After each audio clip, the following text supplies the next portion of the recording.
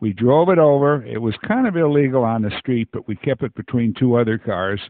Showed it off. It got a lot of attention. Well, when the sun went down and it was time to go, we decided to pack up and leave. Guess what? No lights. The lights in front are non-operative fake lights. They didn't test cars in the nighttime at General Motors, so it didn't have lights. Well, we just about died, but we got it home all right between two other cars. This is a Electrotech supercharged L4 engine. This is a one-off supercharger that was made and designed by General Motors for this car. They only made 6 of them, and this is one of the survivors. It is extremely unusual with an extremely long shank blower shaft with a fan belt on the end.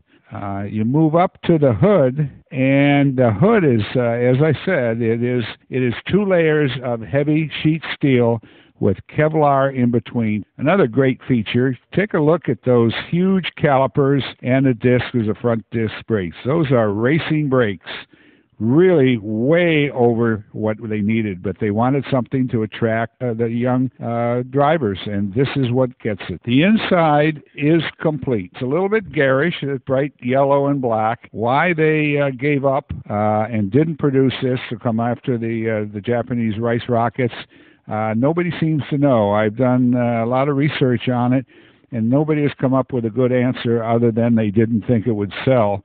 I think it's a pretty snappy-looking little car. Starting with the Vipers in the mid-'90s, the car that started the big horsepower race, and the manufacturers realized that it was a lot of money in go-fast cars.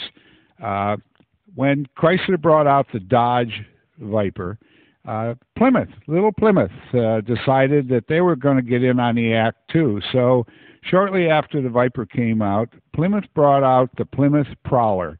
It looked like an old a bucket seat Model A. It had a V6 in it, a supercharged V6. It was okay, but it wasn't any Viper.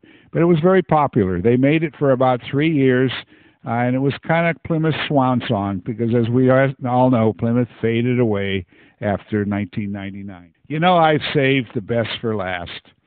The Italians do 3 things really well.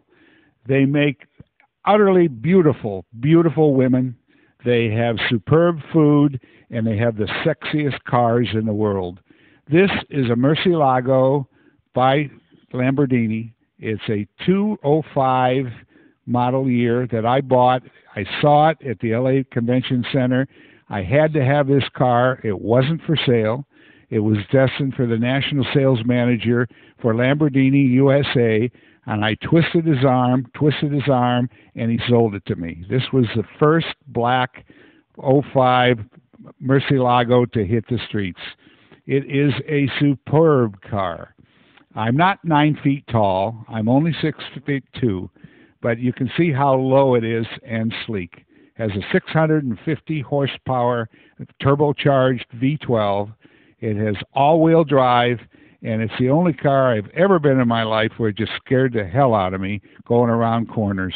This thing will turn, no kidding, it turns square corners. It is so agile and so fast. I'm really in love with this baby. Okay, I'll tell you what really gets the looks. At about 65 or 70 miles an hour, when you're starting to get serious, look what happens to the front end. Now it's in the 220 mile an hour mode. Listen to that engine roar.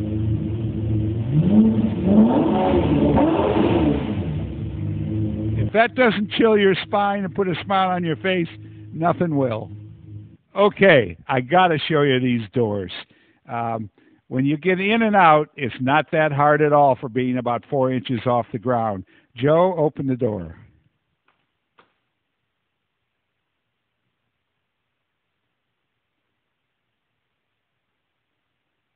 Doesn't get any better than that. Huge 20-inch wheels come into the probably the jet plane inspired interior. It's absolutely gorgeous, and it fits you like a glove. It has paddle shifters Those are the shifters on the left and the right. The left, the transmission goes down. The right transmission goes up. 6 gears forward. You just stand on the accelerator and shift electrically. You don't have to worry about missing a gear with this baby. The interior is custom fit. All Lamborghinis, when you buy it, there is a man that flies out from New York, and he is the tailor for Lamborghini, and he actually fits you up for the front seat. He changes the front seat, moves it around, reworks it, and it fits exactly to your body. The car is mainly made, the outside shell, of carbon fiber. It's extremely strong, extremely lightweight, extremely rigid, and it lends itself to this beautiful car.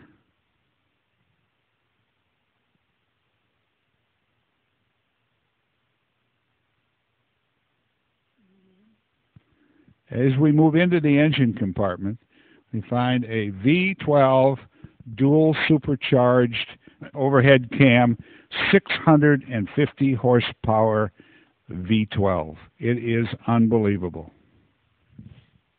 As we move to the back of the car, we look at this little elongated thing that looks like it's part of the body. It's actually a high-speed speed wedge. When I bought the car, they told me about this, and I thought, well, that's really great. I kept looking in the rearview mirror for that thing, and it didn't go up, didn't go up, didn't go up. I couldn't find the controls, so I went back to Lamborghini and said it doesn't work. And they said, well, how fast were you going? And I said, well, I've had it up to about 80. He says, no, it doesn't even come up till about 85. Notice it coming up like giant shark's gills. Those are intakes, high-speed intakes that keep the engine cool. You know, when I'm feeling particularly naughty and a guy with a big block Corvette comes up alongside of me and guns his engine wanting to race, I just look at him, I smile, and I hit that little lever on the dash, and these big gills stick up. And most of the time, he just looks at the gills, he looks at me, turns around, and just very slowly pulls away. You know, folks, there's only one thing better than a 220-mile-an-hour sexy Lamborghini. And that's, if you're a gearhead, that's a 56 big block.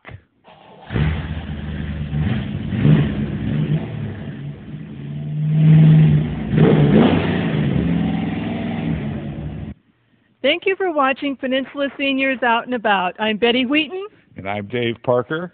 We'll see you next time. Do you have any final words? Be sure and tell your friends and come and see my collection.